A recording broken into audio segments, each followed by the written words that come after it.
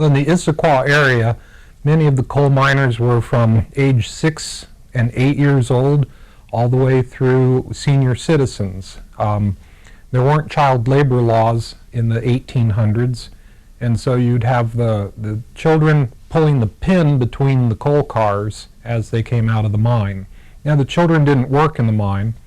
And then your typical underground worker would have been late teenage through 40s, 45. They would work 10 to 12-hour days on a typical day. My dad tells stories about the life of working in the mines, because when he was younger and so forth, especially prior to going into the service, when they would come out of the woods, because they would get snowed out and so forth in the winter, when they came out of the woods, then they would work the winters in the mines. Coal mining was about the only industry.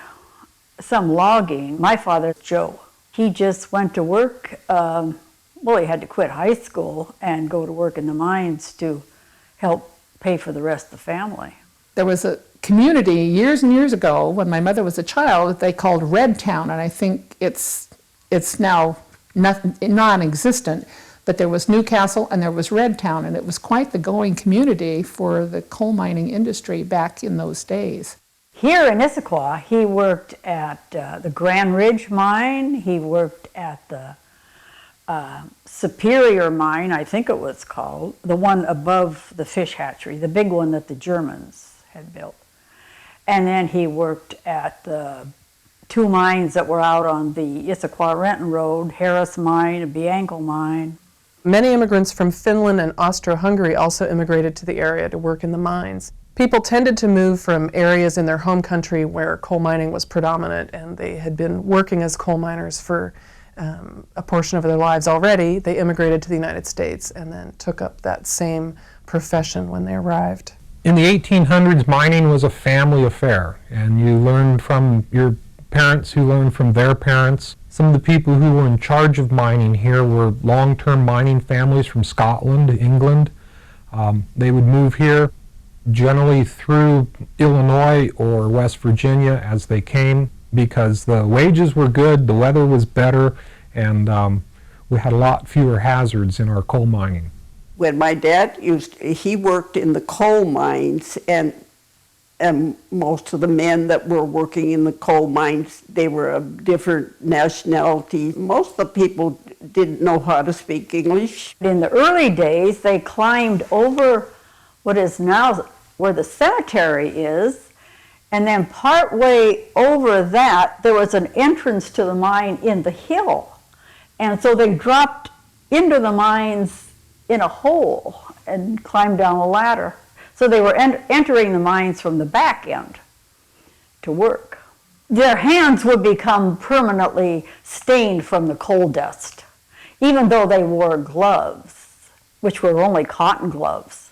Later, one of the mines got a shower room for them, so they could clean up there. Then they could leave their same mining clothes at the mines and put on something else and then come in.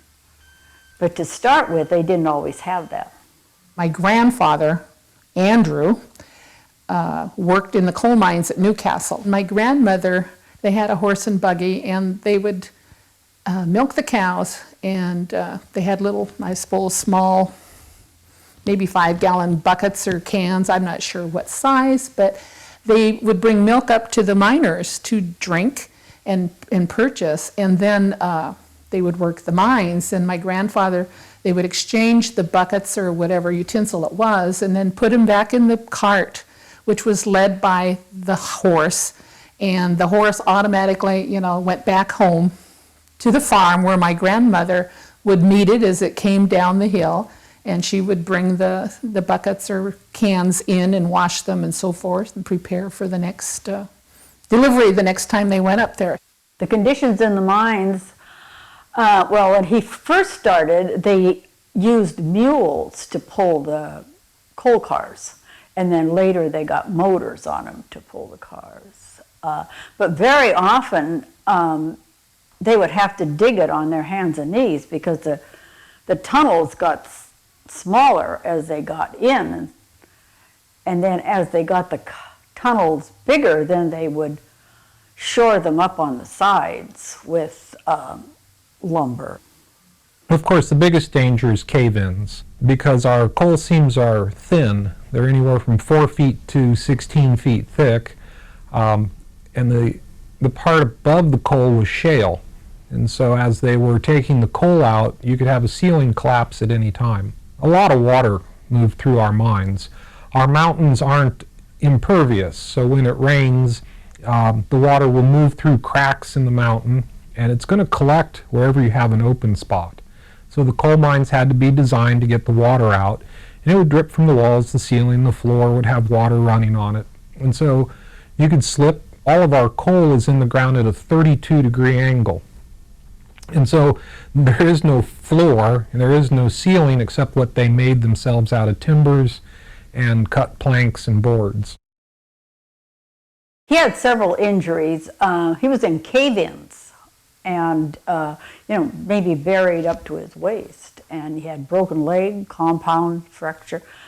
Not that, I think that was before I was born that he had that. But he was hurt a lot. I can remember in my lifetime being hurt. He was probably injured about 3 times. The biggest labor issue in Issaquah happened in 1903. And what had been coal mining with hand tools and livestock changed in 1899 with the introduction of electricity. And when we could get electricity from the Snoqualmie Falls power plant, we could then have electric pumps to pump the water out, and we could have electric haul motors instead of livestock to haul the coal cars around. And so with the advent of electricity, the huge investment to put that infrastructure in caused the coal mine owners to demand more production in the mines. They're crunching numbers downtown Seattle. The miners are out here working hard. And by 1903, we had our first labor unrest, and they went on strike. And of course, in that day, they didn't have strike funds, they didn't have benefits, and it was all about the company. So basically, they just fired everybody and said, you no longer have jobs. Most of the coal miners by the turn of the century, though, had joined fraternal orderships, and they got together and said, well, we're not going to work for anybody anywhere. So from 1903 to about 1908, there wasn't really much coal mining here. And then the same thing happens again in cycles. As technology improves and the owners demand more production and bigger numbers, labor says, you're making us work these 10, 12, 14-hour days. And they, yes, go on strike. And this happened again in the 20s. By the Great Depression of the 30s, the money had dried up for investment, and that was the last time that the coal mines were productive around here. Strikes were a big thing. They were very strong union people, and if people went back to work before the strike was over, that was not a good thing. At one time, there was a strike that they brought in, I think they brought in the Army to break up the strike. Most of the coal mines were company towns, and our coal mines had their own company town on one side of Issaquah Creek, and then there was Issaquah, and in the 1800s it was Gilman as opposed to Issaquah because it became Issaquah in 1899. So we had the town side and the company side. In town they built typical houses. Many of them are still with us. On the company property, they built little shacks. That's how we would describe them today. But these were structures with board and batten construction. That means the outside wall is also the inside wall. You don't have insulation. You don't have electric wires in the walls or plumbing in the walls. The plumbing was an outhouse out back. Many of them even had cloth roofs. The miners who had been here longer, or the more senior ones, would live in better housing. And it would be rows of houses, typically 800 square feet, where today people want to build 3,000 and 4,000 square feet for a family of 4. This was 800 square feet for a family of 8. Here in Issaquah, though, we still have 11 and soon to be 10 of the more fancy coal houses on Mine Hill Road. During the height of the coal mining days, they would have all been painted pretty much the same color, because in company housing, they would come in with a wagon load of white or red or blue, and they all got painted that color. And that's why our neighboring town of Coal Creek has what they called Red Town, White Town. Well, Finn Town hasn't got anything to do with the color of the houses, but that's how those neighborhoods got their name, is the color of the paint they had the year that the houses were built. The big mines that the Germans owned provided housing for them, and those houses are still there. The houses going up Mine Hill. And the area that was the mines has been all built over with houses and that sort of thing, but a lot of the original houses are still there.